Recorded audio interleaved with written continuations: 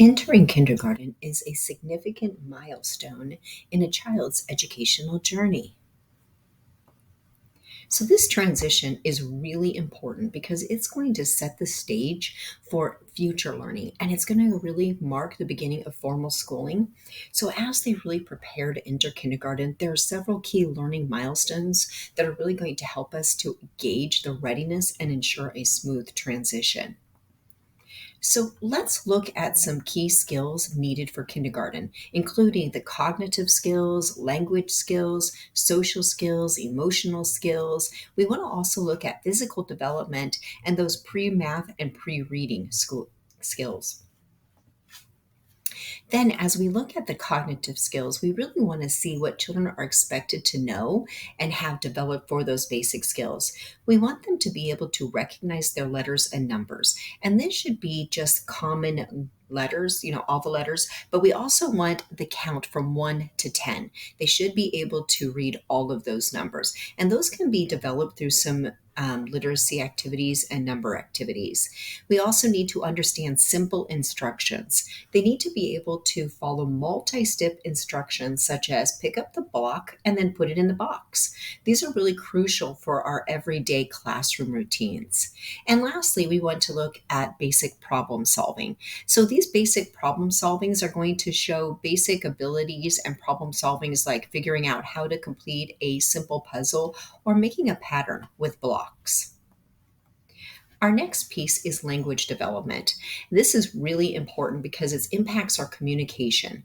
So we want to look at vocabulary. So vocabulary is important because we want them to know several thousand words, and they need to be able to not just use them, but be able to put them together in simple sentences and understand basic grammar. Also, storytelling is essential. Storytelling, we're going to describe that more as being able to describe an event in a sequence, but it's going to demonstrate that they understand the narrative and the importance of sequencing in a story. Lastly, is our listening and our speaking. So, listening and speaking means that they're going to actually listen attentively, paying attention, right? And they're going to engage in conversation. So, there should be a give and take. They should be able to do that with peers and adults. And this includes understanding and using polite expressions and responding appropriately in situations. In our social and emotional domain, we want them to really understand how to interact with peers. So they should be able to cooperatively share and to play. They need to take turns, and they need to be able to have the basic skills to express their feelings in acceptable ways. They also need to have basic self regulation to manage their emotions, to follow rules, and to be able to handle minor frustrations. So, all of this is key for them to be able to adapt to their new classroom environment.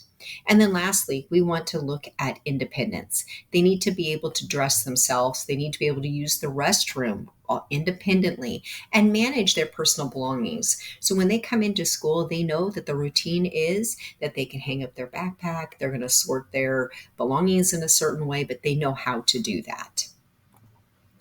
For physical development, we want to look at fine motor skills and gross motor skills. So, fine motor skills are going to be things like holding a pencil correctly, cutting with scissors, writing their name. These are all things that can be practiced at home.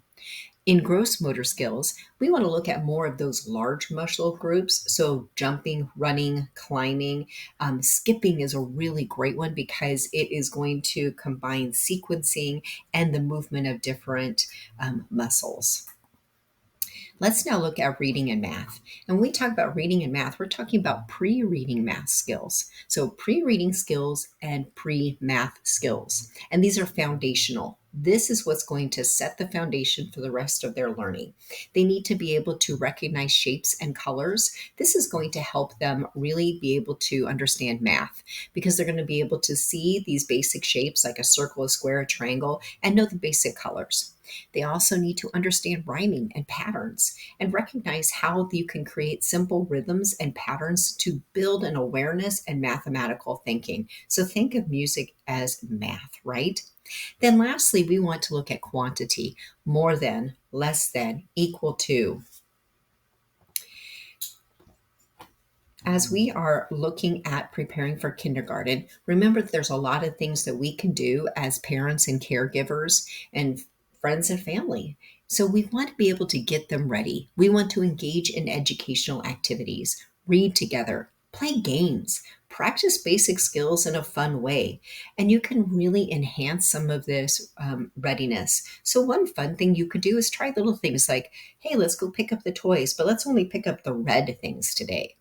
You want to foster some independence. You want to encourage them to be independent and give them an opportunity to make their own choices and to solve their own problems. Also, really look at how you can create a positive school attitude. So, build some excitement about school.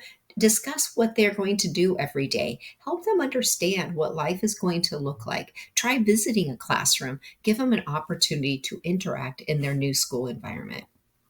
So, as we end, just remember that entering kindergarten should really be an exciting time, but it's also pivotable. We really want this pivot moment to make an indelible impression upon their mind that is positive.